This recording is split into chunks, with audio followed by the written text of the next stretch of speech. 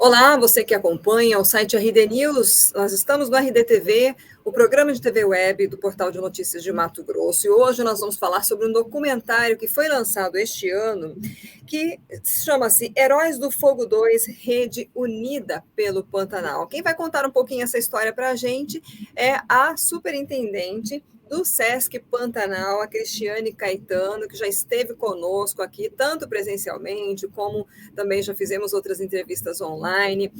A prevenção às queimadas do Pantanal foi um grande foco esse ano, para quem nos acompanha, inclusive aí de fora, porque virou notícia nacional e até mundial, né, quando teve aquela queimada muito violenta aí no Pantanal, com muita perda do nosso bioma. Cristiane, muito bem-vinda novamente. Quem não sabe, gente, eu estou em Cuiabá, a Cristiane está em Poconé, que é aí a cidade portal do Pantanal de Mato Grosso. Conta um pouquinho para a gente o que é esse documentário, o que as pessoas podem assistir no Heróis do Fogo 2, Rede Unida pelo Pantanal. Olá, Alice, bom dia a todos que estão aqui nos vendo, ouvindo. Obrigada pelo convite, muito bom estar aqui com vocês mais uma vez, para a gente falar um pouco sobre o trabalho que é feito pelo Sesc Pantanal. Então, o documentário Heróis do Fogo, né, parte 2, ele mostra o que acontece pós os incêndios, né? Durante os incêndios do ano passado, de 2020, nós fizemos o documentário Heróis do Fogo 1, onde a gente registrou, mostrava o combate, né?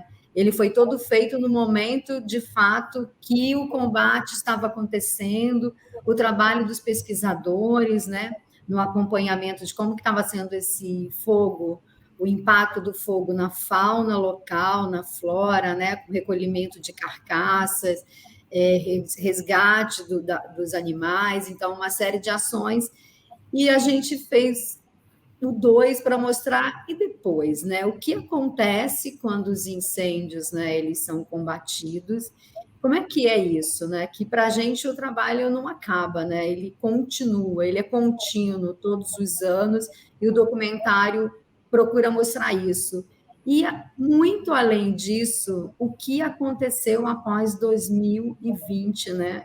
Por isso que a gente fala uma rede potente, né?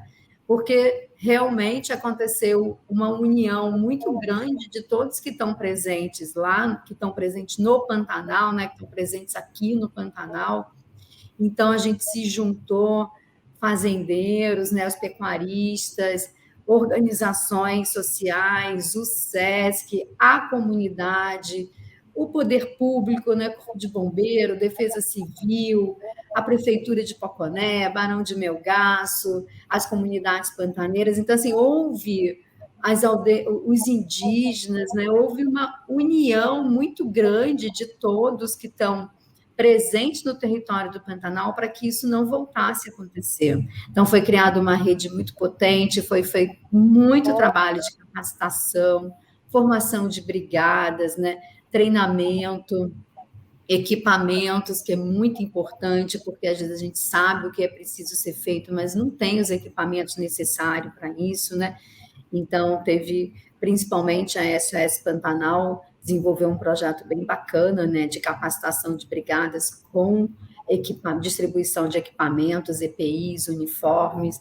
Então, a gente formou essa rede muito importante que foi efetiva, né? Ficou claro que foi efetiva, porque esse ano a gente teve incêndio, sim, né? Aconteceram diversos focos de incêndio, mas eles eram combatidos muito rapidamente. Então, eles não tinham possibilidade de se espalhar, que foi muito o que aconteceu no passado, né? O combate, muitas vezes, era demorado, então o fogo ganhava uma proporção que a gente não tinha condições de combate. Então, essa rede super potente que foi criada, né? Com o Sindicato Rural de Poconé, que tem sido um super parceiro de todos ali, né, nessa localidade de Poconé em especial. Então, a gente conseguiu, com isso, fazer com que o fogo não ganhasse as mesmas proporções que o ano passado. E, além disso, todo o trabalho que é feito, né, de pesquisa, né, a gente vem, desde o ano passado, fazendo esse trabalho de mensurar qual o impacto do fogo na fauna, né, estimar o quantitativo de animais que foram mortos por conta do fogo, ou depois por conta da seca, né? O impacto da fumaça. Então, isso está sendo feito com um grupo de estudo que se chama GEVES, que tem pessoas do Museu Nacional do Rio de Janeiro, pessoas da Fiocruz e da Universidade Federal do Rio Grande do Sul. São pesquisadores que trabalham conosco desde o início dos anos 2000, então eles têm um conhecimento muito grande sobre a área do SESC, sobre a fauna no Pantanal, e eles vêm conosco fazendo esse trabalho desde setembro de 2020, né, de rastrear essas carcaças, de fazer estudos para a gente entender o impacto e agora o que está acontecendo com a fauna local e com a flora, né? A gente vê que teve uma restauração muito boa do Pantanal, né? A gente anda pelo Pantanal, principalmente agora que começou a chover, né? Que a gente está com boas chuvas esse ano, né? Em novembro teve início as chuvas, então a gente vê que há uma recuperação boa da flora, né? É uma recuperação superficial, né? Para a gente saber de fato o que vai acontecer, como vai se dar essa recuperação. Precisa de estudo, de pesquisas, que é o que a gente está fazendo, de acompanhar para a gente saber que espécies vão ter essa restauração mais rápida, outras que não vão ter, que espécies vão dominar um território que era dominado por outros, mas esse é o papel do SESC, né? Tudo que a gente faz sempre embasado em pesquisa, né? No conhecimento científico e no conhecimento local, né? Porque a gente não pode desconsiderar o conhecimento do pantaneiro, né? Das pessoas que vivem nesse território, então a gente procura fazer isso de forma conjunta. O documentário, ele tem vários depoimentos, né, dessas pessoas que tiveram, né, conosco, que fazem parte de todo esse trabalho de prevenção e combate aos incêndios. Então, a gente tem depoimento do Léo, da SOS Pantanal, do Júnior Iris, representante do Sindicato Rural de Poconé, do Tiago, que é o comandante do Corpo de Bombeiros, né, de diversas outras pessoas que são nossos parceiros, nossos funcionários, que fazem parte de todo esse trabalho aí de prevenção e combate, representantes das comunidades onde a gente está, São Pedro de Joselândia, Poconé, né? Então, ele procura mostrar o que é feito após um incêndio, o que pode ser feito e qual é o papel de todos nós para que não volte a acontecer o que aconteceu em 2020, né? Uhum. Desculpa te interromper, é que você falando, para quem não acompanhou, tem aqui só uns dados que a assessoria passou para a gente, né, de 2020, mais de 4,3 milhões de hectares foram atingidos, 26% do bioma do Pantanal atingido pelo fogo. Eu acho que, assim, vocês que vivem aí, que estão, que viveram, que viram, né, a gente não consegue imaginar quem está de longe. Mesmo olhando esses números, 1,3 milhão, equivalente a 9% da área em 2021. Então, quer dizer, já reduziu muito. Aí, conforme dados do INPE, né, redução dos focos de calor em Poconé, 86%, Barão de Melgaço, 91%, entre janeiro e novembro de 2021, em comparação a 2020. O que nós vimos muito nas mídias, nós vimos muito nos meios de comunicação, foram justamente as imagens do trabalho de combate, dos animais encontrados, né, carbonizados. Assim, eu queria que você comentasse um pouco, Cristiane, dentro de, né, eu acho que esse documentário é muito importante para a gente ouvir essas opiniões, né? Mas, assim, houve um temor de que isso voltasse a acontecer? O que mudou na prática? O que vocês realmente fizeram, efetivamente, para prevenir e evitar que isso acontecesse de novo? Porque o grande medo que a gente ouvia era, e ano que vem como é que vai ser? Porque a seca, ela é intensa aqui no nosso estado, né? E o Pantanal sofreu muito isso. Como é que foi, assim, essa atuação para conseguir esses números também, porque essa redução é fantástica, né? Então, o temor existia, sim, existe, na verdade, né? Porque, como eu falei, a gente termina um período de incêndios, né? E a gente já começa a se preparar para o próximo ano, né? Então, assim, esse temor existe, a gente vem passando uma grande seca no Pantanal, né? O Pantanal está muito seco, cada ano mais seco, esse ano foi extremamente seco, né? Então, a gente temia muito que se deixasse algum foco crescer, o que pudesse acontecer, que poderia ser até pior do que o que aconteceu em 2020, né? Então, esse temor existiu e existe, né, de que isso volte a acontecer. Por isso que foi muito importante essa união que aconteceu de todos, né? Que foi todo um trabalho de formação e capacitação de brigadas em todo o Pantanal. Então, brigadas voluntárias, brigadas comunitárias, brigadas nas fazendas, né? A gente tinha algumas brigadas, mas não muitas, não o suficiente para esse primeiro combate, né, que é muito importante. Então, esse foi um grande diferencial desse ano, que foi a formação, criação, capacitação de brigadas voluntárias e comunitárias. O equipamento, né, ter acesso a mais equipamentos do que a gente teve ano passado. A rede, né, que se formou, como eu falei anteriormente, assim, todos unidos em prol do Pantanal. Então, quando surgia um incêndio em algum lugar, assim, uma coisa simples, um grupo de WhatsApp, né, a gente se comunicava imediatamente, quem estava mais próximo ia até o local para fazer essa análise e o primeiro combate. Então, eu digo que o que mudou foi a rede, sabe? Esse apoio, e todo mundo está muito consciente de que é uma responsabilidade de todos para que não volte a acontecer o que aconteceu em 2020. O combate é uma responsabilidade de todos. Claro que tem o papel do Estado, tem o papel do Corpo de Bombeiros, né? Mas nós que estamos no local, que temos a possibilidade de ter uma ação mais rápida, a gente precisa fazer isso. E o monitoramento, né? O monitoramento por satélite, todos já usam, mas esse ano isso se intensificou muito, né? Então, o próprio SESC, a gente tinha uma equipe só focada nisso, que ficava o dia inteiro acompanhando, né? Por diversos sistemas que a gente tem, cruzando dados, onde que tinha algum foco, o monitoramento presencial também, que a gente continua fazendo, que é importantíssimo, porque muitas vezes o satélite demora um pouco a identificar um foco que está iniciando, então a gente faz monitoramento terrestre, monitoramento pelo rio, né? E o monitoramento aéreo também, né? A gente faz sobrevoo durante esse período mais crítico, a gente sobrevoa toda a área ali do Pantanal de Poconé para ver se tem algum foco. Então, assim, o que mudou em relação a 2020, eu entendo que mais treinamento, mais capacitação, equipamento e a formação dessa rede aí potente em prol do Pantanal. Uhum. O que está sendo feito agora, né, já que houve aí uma recuperação e um fortalecimento dessa rede, para recuperar um pouco da fauna, da flora perdida? Como é que foram os animais resgatados? Já foram todos devolvidos, né, ao meio ambiente? Vocês estão produzindo viveiros, né? Queria que você falasse um pouquinho disso, Cristina. Isso.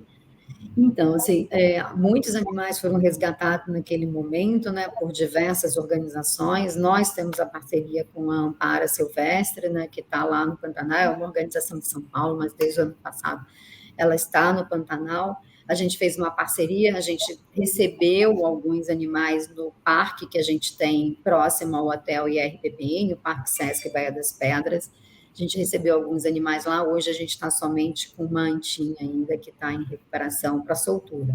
Mas diversos outros grupos atuaram no Pantanal, né? A gente, vários, o Bicho, aí de Cuiabá, né? Vários outros grupos atuaram. Hoje tem poucos animais ainda em cativeiro em tratamento, né? Porque outras áreas, né? Outras pousadas também receberam animais para passar por esse processo. Então, mas a maior parte deles já está totalmente, foi reintegrada à natureza. Muitos foram tratados também em campo mesmo, né? Porque a gente também evita ter essa interferência, que a gente sabe que tem que ser muito cuidadosa, né? Às vezes a gente quer fazer uma boa ação, mas age de uma forma impietuosa e a gente precisa ter muito cuidado, precisa estar acompanhado por especialistas, pessoas que de fato saibam o que deve ser feito, né?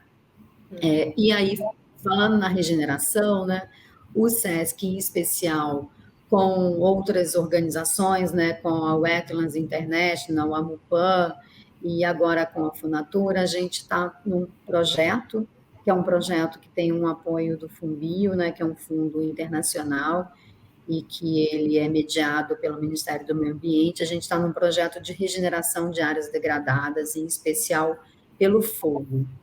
E a gente tem muita dificuldade de conseguir espécies, né, mudas e sementes de espécies do Pantanal.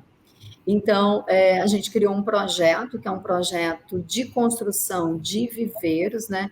Esse projeto, a gente está fazendo 2 pilotos em 2 comunidades, uma comunidade em Poconé, uma comunidade rural chamada Capão do Angico, onde o Sesc Pantanal já desenvolve trabalhos lá há bastante tempo, a gente tem um laço bastante estreito com essa comunidade, e em São Pedro de Joselândia, que é uma comunidade de Barão de Melgaço, que a gente também tem um trabalho desde que o Sesc chegou aí em 96. Esse ano o Sesc faz 25 anos no Pantanal, então é um ano também para a gente muito importante. Dia 18 de dezembro a gente faz aniversário.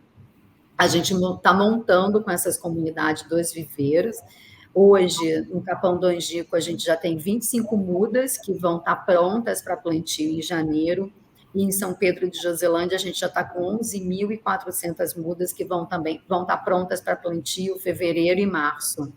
Então, o objetivo desse projeto é introduzir um modo de fazer uma nova possibilidade de geração de renda, né, de economia para essas comunidades a partir da natureza. É muito importante isso também para que as pessoas entendam que é possível viver do que a natureza nos oferece, né? Então, a gente é um projeto que envolve muda e semente, porque a muda você trabalha com ela um período do ano, né? E o outro você trabalha com semente, que você tem que fazer a coleta de semente para depois a comercialização.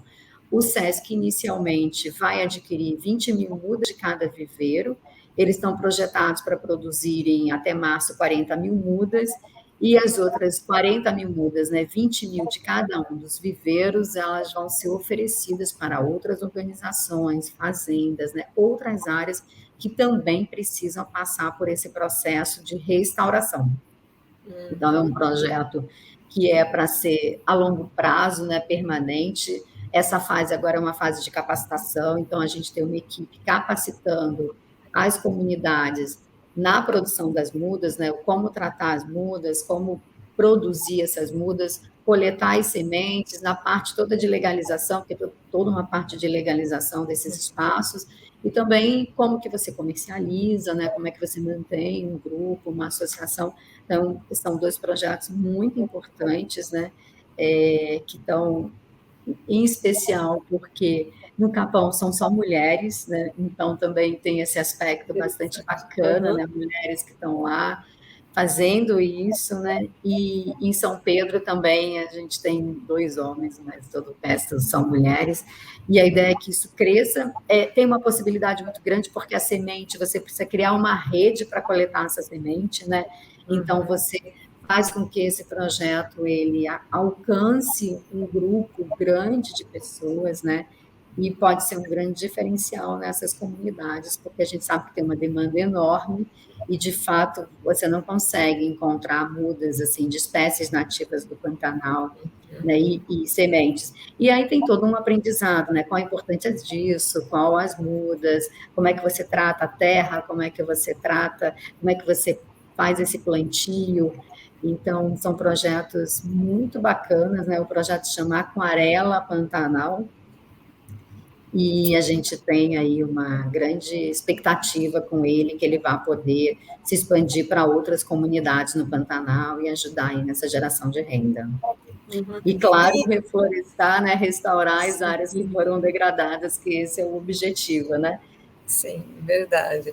E para 2022, Cristiane, o que você acha que o que vocês estão projetando, claro, né? Mas, assim, o que é mais necessário? Vocês estão precisando de parcerias? Eu acho que, assim, pode ser um momento da gente falar um pouco, né? Quem pode vir somar com vocês nesse trabalho de preservação do Pantanal, de prevenção às queimadas, né? Como é que é, o que é necessário, o que vai ser feito já? Então, continuar as capacitações, né, isso é essencial, né, cada vez mais as pessoas, né, essas equipes comunitárias e voluntárias, essas brigadas, elas estarem capacitadas, saberem o que deve ser feito nesse primeiro combate, equipar essas brigadas, né, porque sem equipamento fica muito difícil esse combate, né, às vezes as pessoas sabem o que tem que fazer, mas não tem como fazer, né, precisa ter no mínimo uma bomba costal, um pipa móvel é muito importante, né? EPI também, porque a gente está falando de uma atuação de risco, né? Lidar com fogo. Então, se a gente tiver condições, né, apoio de empresas, instituições, pessoas, para formar e equipar novas brigadas, a gente tem tido muita demanda de grupos, né, de comunidades que nos procuram pedindo equipamentos, então isso seria muito importante.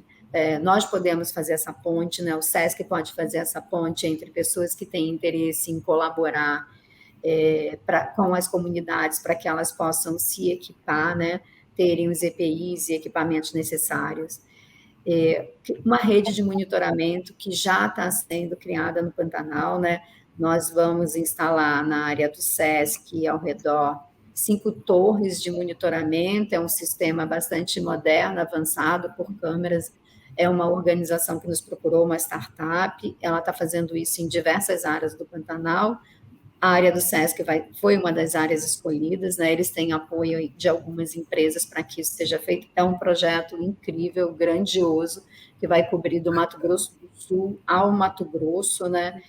O Pantanal, importantíssimo, e está nesse momento de instalação desses equipamentos, são câmeras que têm um alcance muito grande, e com certeza vai nos auxiliar bastante. Então, na próxima temporada, a gente já vai dispor desses equipamentos instalados dentro da RPPN em diversas áreas do Pantanal, é um equipamento também que funciona em rede, então a gente vai poder trocar informações, né? E a consciência de todos, né, Elitz? Assim, a gente precisa entender que o fogo nesse período, ele, em geral, é causado pelo ser humano, não é uma causa natural, como acontece quando começam as chuvas. Esse ano mesmo, a área do SESC, que ano passado queimou 93%, esse ano a gente queimou 400 hectares, porque a gente teve 2 raios dentro da RPPN, né? Então, quando acontece um fogo causado por raio, ele rapidamente é debelado, porque, em geral, vem seguido de chuva, né? Ou, quando não tem uma chuva imediata, a equipe vai até lá, combate, e logo depois começa a chover. Então, ele não se alastra. E é diferente quando é um fogo causado por uma ação humana, né? E, às vezes, são questões... Só para as pessoas saberem essa proporção aí, né? Qual é a área total do SESC? Você falou em queimar esse 400 são 108 mil hectares, né? Ano passado queimaram 102 mil hectares. Esse ano queimaram 400 hectares, né? Uhum. Há uma diferença enorme, né? Não dá nem para comparar. Em geral, todos os anos a gente tem... É difícil o ano que não acontece incêndio, né? Porque tem essa questão dos raios. Mas sempre queimam 1.000 hectares, 2.000 hectares, né? Coisas pequenas. O que aconteceu ano passado foi algo totalmente inesperado. É claro que ano passado a gente já sabia que poderia acontecer algo mais grave, porque estava muito seco, né? Vinha de um período grande de seca. Então, os pantaneiros, né, falavam muito, esse ano está perigoso, esse ano a gente tem que tomar cuidado, está tudo muito seco, né? As áreas que costumam alagar não alagaram, né?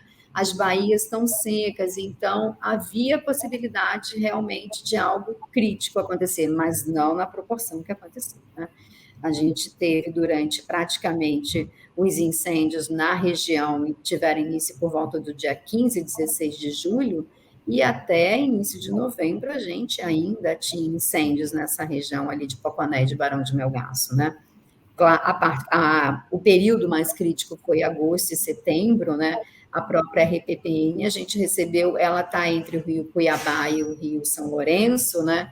As suas divisas de rio, e na seca a gente tem ao norte a comunidade de São Pedro de Joselândia, Pimenteira, e ao sul a gente tem a reserva indígena Perigara e algumas fazendas, em especial a São Francisco do Perigara, e nós recebemos fogo, né, de todos os lados. E aí é bom destacar também que nenhum desses focos de incêndio, eles nasceram dentro do SESC.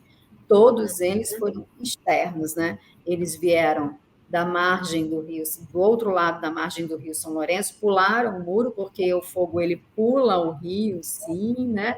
Pularam o rio Cuiabá, vieram de cima, né, na nossa divisa norte, com algumas comunidades e fazendas, e da divisa sul. Então, a gente começou a ter fogo na RBPN, ele teve início em 1º de agosto, e a gente até final de outubro ainda estava combatendo incêndios, principalmente nesse momento que estavam vindo do lado do Rio São Lourenço, né?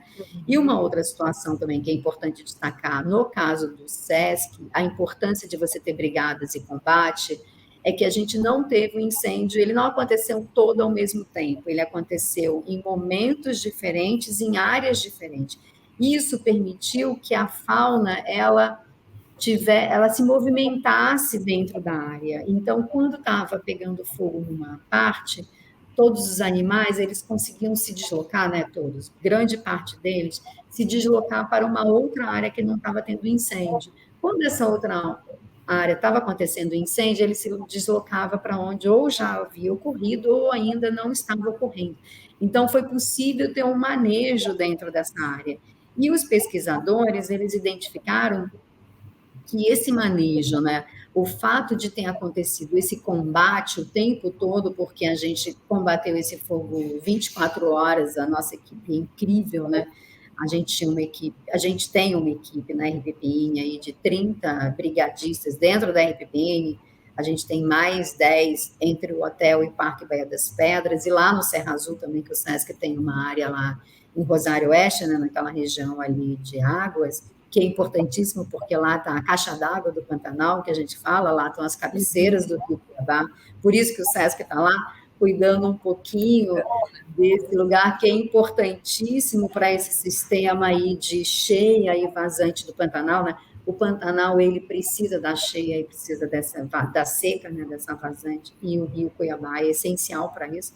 Então, essas cabeceiras são essenciais. Então, a gente tem brigada nesses lugares, e quando está mais crítico em algum, todo mundo se desloca para isso. Então, e fora os nossos brigadistas, naquele momento a gente tinha lá o apoio do Corpo de Bombeiro, da Força Aérea Nacional, da Marinha, do Exército, que foram essenciais para que a gente conseguisse controlar esse incêndio. Então, esse combate, esse controle foi essencial para que nessa área do SESC a gente tivesse uma mortandade menor. Então, assim, as pesquisas que a gente tem feito, né, esse rastreamento, foi feito todo um sistema de rastreamento, a área do SESC foi dividida em parcelas, né, georreferenciadas, onde foi usada uma metodologia, né, de rastreamento, que passava um grupo coletando as carcaças, depois vinha um outro grupo, e esse acompanhamento, ficou comprovado que a gente teve uma mortandade bem menor do que em outras áreas que não ocorreram esse combate, né, porque foi possível que os animais eles conseguissem ter esse manejo dentro dessa área e no seu entorno também, né? Porque a gente às vezes fica falando do SESC, da área do SESC, mas a gente combate o fogo onde ele está, né? Esse ano mesmo a gente começou a combater alguns focos, e em julho nenhum deles dentro da área do SESC, só veio ocorrer incêndio na RPPN mesmo, agora já em início de novembro, porque a gente teve esses 2 raios. E aí tem essa diferença, né? Quando é uma ação humana, é muito difícil a gente controlar esse fogo. Normalmente ele vem numa intensidade muito maior, né? E num período que está muito seco, que também dificulta. Então, a gente também precisa ter essa consciência, né? Nós todos somos responsáveis por isso. Então, às vezes, uma pequena ação, você vai fazer uma pescaria, acende uma fogueira, acha que a fogueira que apagou, mas não apagou, porque quando chega 11 horas da manhã, meio-dia, 1 hora, que está fazendo 40 graus, né? Eles têm só aquela brasinha lá, ela vai reacender, né? E, bem, às vezes, ações que parecem inocentes, elas não são inocentes quando a gente está falando de um período extremamente seco, então a gente tem que ser bastante cuidadoso. Então, assim, é importante essa participação e consciência de todos, né? Ok. Cristiane, então, para a gente encerrar, onde que as pessoas podem assistir o Heróis do Fogo 2, recém-lançado, né, a Rede Unida pelo Pantanal? Quem quiser fazer parceria com o SESC, onde que vocês estão? Redes sociais, internet, enfim. Sim. Então, para assistir o Heróis do Fogo no nosso canal do YouTube, né, no canal do Sesc Pantanal, é só acessar lá. Nós estamos em todas as redes sociais, sigam o Sesc Pantanal, a gente é bastante ativo nas redes sociais. Se você quer saber o que a gente está fazendo e colaborar, nos siga no Instagram, Sesc Pantanal, Facebook, estamos aí, YouTube, estamos em todas as redes, entrem lá, sigam o Sesc, você vai saber de tudo que acontece no Pantanal, tudo que a gente faz em todas as áreas, né, na área social, na área ambiental, educação ambiental, turismo, né? Porque a gente tem lá o hotel, que é um equipamento importantíssimo, porque ele permite que a gente leve as pessoas até o Pantanal para elas conhecerem esse lugar incrível, né? E aí passarem a cuidar dele conosco, né? Porque a gente não cuida dele sozinho, a gente cuida dele todos juntos, né? Cuidamos do Pantanal.